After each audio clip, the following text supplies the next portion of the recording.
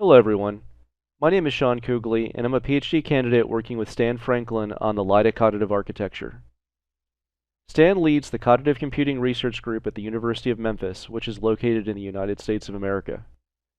It is my pleasure to represent both Stan Franklin and the CCRG at this year's TransAIR Virtual Workshop. I hope that this presentation inspires interest in the LIDA Cognitive Architecture and leads to fruitful collaborations in the future. My talk is entitled The LIDA Cognitive Architecture, an Introduction with Robotics Applications. In this presentation, I'll provide a brief introduction to LIDA with a focus on different aspects that I hope will be of the most interest to roboticists. After this introduction, I'll describe some of our recent work that sets the stage towards applying LIDA in robotics contexts. Given the brief duration of this talk, its level of detail will be quite limited. I highly encourage interested parties to read our 2016 LIDA tutorial paper for more information, and to reach out to me or Stan Franklin with additional questions. The URL to the CCRG's website and my email address appear at the bottom of this slide.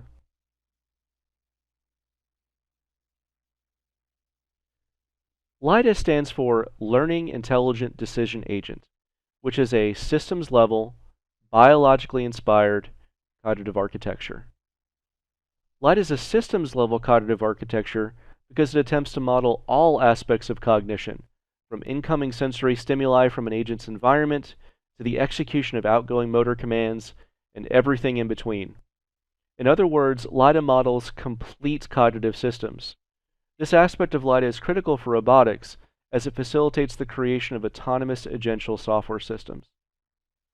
LIDA is a biologically inspired cognitive architecture because it is based on and partially constrained by our scientific knowledge about natural agential systems, for example, humans.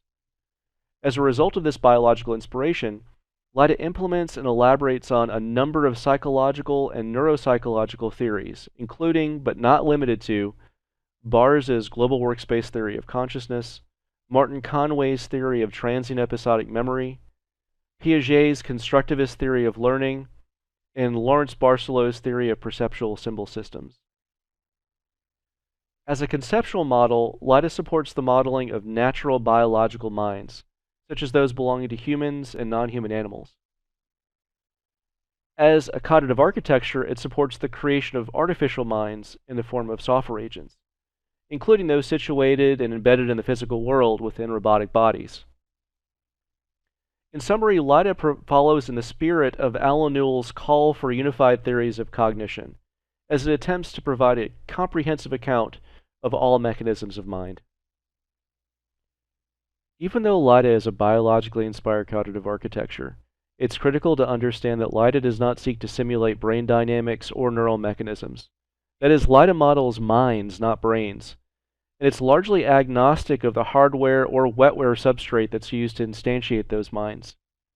We define minds as control structures for autonomous agents, and control structures as the mechanisms by which an autonomous agent answers the question, what do I do next? In other words, LIDA's primary focus is on explaining how minds support the selection and execution of actions, as we believe this to be the overriding function of mind. LIDA's cognitive activities and processes are conceptualized as occurring within or emerging as the result of a series of potentially overlapping cognitive cycles. These correspond to the action-perception cycles referred to by many psychologists and neuroscientists. LIDA's cognitive cycle begins with incoming sensory stimuli from an agent's environment and ends with the selection and execution of an appropriate action. Each cognitive cycle can be thought of as a cognitive atom, where a higher-level cognitive capability such as deliberation, reasoning, and problem-solving may be composed of many such atoms. LIDA's cognitive cycle is conceptually divided into three phases: a perception and understanding phase, an attention phase, and an action and learning phase. I'll describe each of these phases in later slides. The LIDA cognitive cycle emerges from the collective activity of many short and long-term memory modules, as well as special-purpose processors called codelets.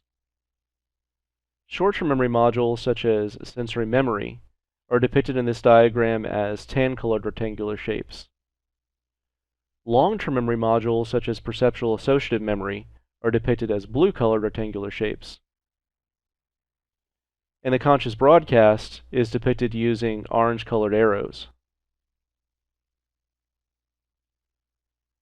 All other arrows depict unconscious interactions. Most of LIDA's modules and processes operate asynchronously and in parallel, with the exception of its global workspace and action selection modules, where processing is based on what we call triggers. One question people often ask is, why does LIDA contain so many long-term memory modules? Why not have a single long-term memory module?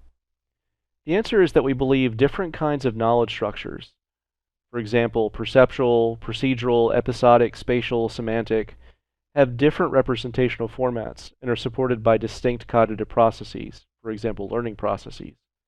Therefore, we believe it makes sense to model them within separate modules. LIDA has both symbolic and non-symbolic representations. As a result, LIDA is often referred to as a hybrid cognitive architecture. As I previously mentioned, LIDA's cognitive cycle can be decomposed into 3 phases. The first of these is called the perception and understanding phase.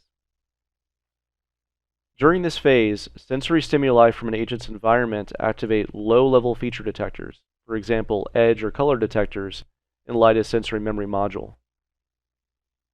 These in turn may activate higher-level representations in LIDA's perceptual associative memory, also called PAM. These representations may correspond to objects, entities, events, and feelings, among other things. PAM representations receiving sufficient activation can be instantiated as percepts in LIDA's current situational model. Percepts and other preconscious representations in the current situational model may cue long-term memory modules, such as LIDA's declarative memory module, resulting in the recall of those representations into the current situational model. In parallel, structure building codelets can create or modify preconscious representations in the current situational model. For example, they may create simple associations between representations, such as causality links, or they may create complex structures, such as those that correspond to mental simulations. The set of active, that is, non-decayed representations in the current situational model can be interpreted as an agent's preconscious understanding or thoughts about its present situation.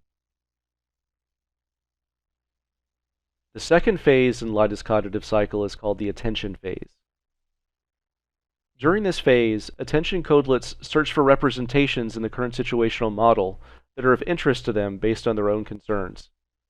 Some of these concerns may be very general, for example, based on the activations associated with those representations, while others can be extremely specific, for example, the loudness, brightness, or painfulness of an event. If an attention codelet finds preconscious representations matching their concerns, they will bring that content to a coalition forming process. This process may then create a new coalition that includes both the attention codelet and the content it promotes. These new coalitions are then added to the global workspace, where they compete in a winner-take-all competition. The outcome of this competition is based solely on the coalition's activations. The content from the winning coalition is then globally broadcast to all of LIDA's modules. This content is said to be conscious content. The final phase in LIDA's cognitive cycle is called the action and learning phase. Recall from the previous slide that the attention phase ended with a global broadcast, and that the conscious content in that broadcast is received by all of LIDA's modules.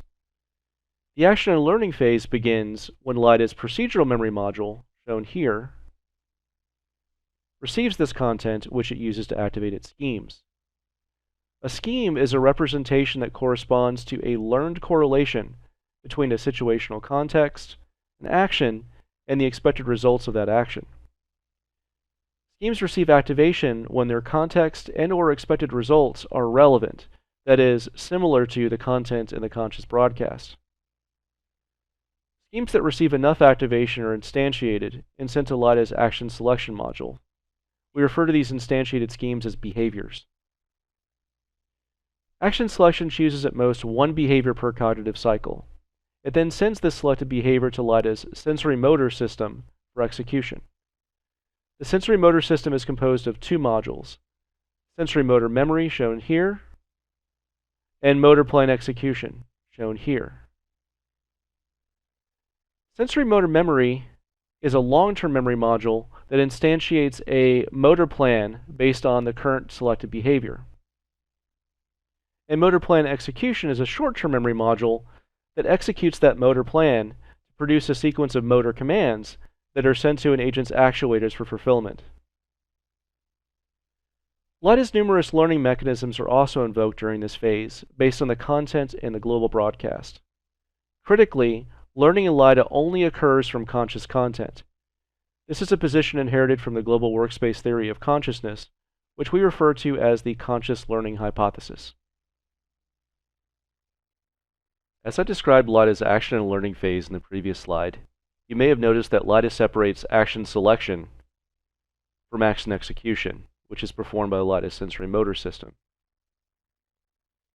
Action selection chooses a high-level, goal-oriented behavior, and action execution transforms that behavior into an appropriate motor plan, which then emits a set of motor commands that are directly executed by an agent's actuators.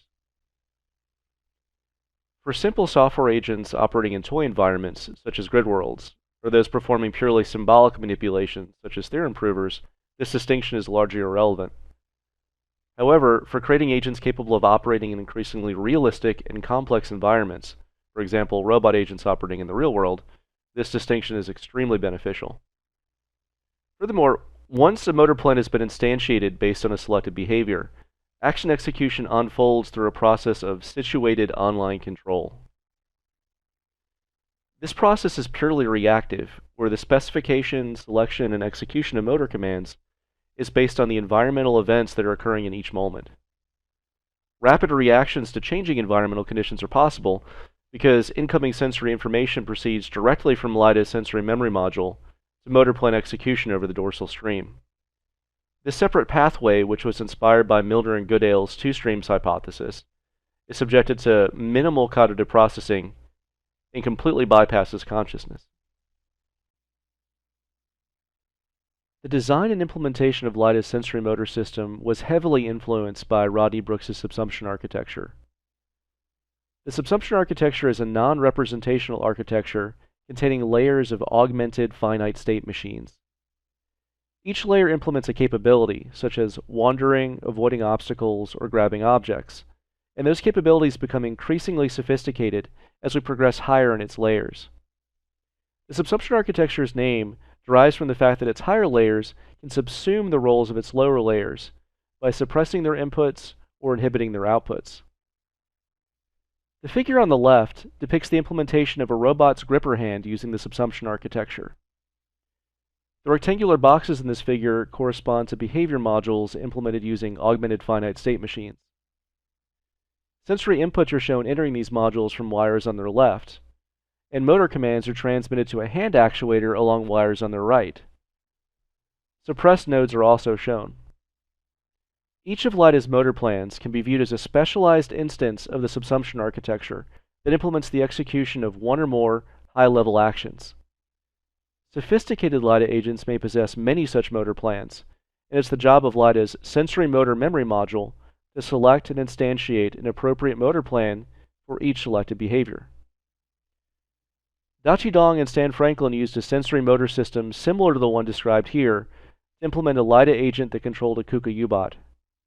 Screenshots of this robot agent are shown on the right. Interested parties can find a reference to the 2015 paper detailing this robot agent at the bottom of the slide. One of the many challenges that can occur when implementing agents in more realistic and complex environments is the symbol grounding problem, or more generally, the problem of establishing a meaningful correspondence between mental representations and the things they signify in the world. While LIDA has long been committed to the use of grounded representations, its mechanisms for learning and manipulating grounded representations are still an active area of research. I will very briefly describe two approaches that have been recently explored for learning and using grounded representations in LIDA. The first approach uses Numenta's hierarchical temporal memory, that is HTM, to implement LIDA's sensory memory module. HTM regions in sensory memory correspond to feature detectors, and the activity over these regions is encoded as binary sparse distributed representations, that is, SDR vectors. These SDR vectors are then translated to and from modular composite representations, that is, MCR vectors, to facilitate downstream computations and comparisons. MCR vectors are high-dimensional integer sparse vector representations that have many desirable properties and have long been planned as the lingua franca for LIDA's vector-based software framework, referred to as vector LIDA in our publications. The second approach is inspired by Barcelow's theory of perceptual symbol systems, which is a simulation-based theory of grounded cognition. Our current implementation uses modality-specific beta variational autoencoders, that is, beta VAEs, to learn generative models that characterize incoming sensory stimuli. The beta VAE recognition networks in sensory memory function as feature detectors that produce modal probability distributions corresponding to incoming sensory data. These are used to activate modal representations in perceptual associative memory by similarity comparison. They are also used to produce mental simulations, and they are the basis for learning new perceptual symbols into perceptual associative memory. Our primary motivation for this approach is to enable the implementation of mental imagery in LIDA agents, as well as to flesh out the theory of perceptual symbol systems within LIDA. As one final note, I'd like to mention that in 2017, we began working on a proof of concept for a Python-based software framework that's built on top of the robot operating system. We refer to this software framework as LIDA Pi. Our goal for this framework was to facilitate the implementation of LIDA agents in more realistic environments, and in particular the creation of robot agents using the Gazebo robot simulator. We also wanted to provide a Python alternative to our current Java-based software framework. The asynchronous and parallel nature of LIDA's modules allowed us to instantiate each module as a separate ROS node running in its own process, with messages passed between modules over predefined ROS topics. The animation playing on this slide shows a visualization of the ROS nodes and topics for such a LIDA agent. This concludes my presentation. Thank you for your time, and I look forward to speaking with you during the TransAIR Virtual Workshop.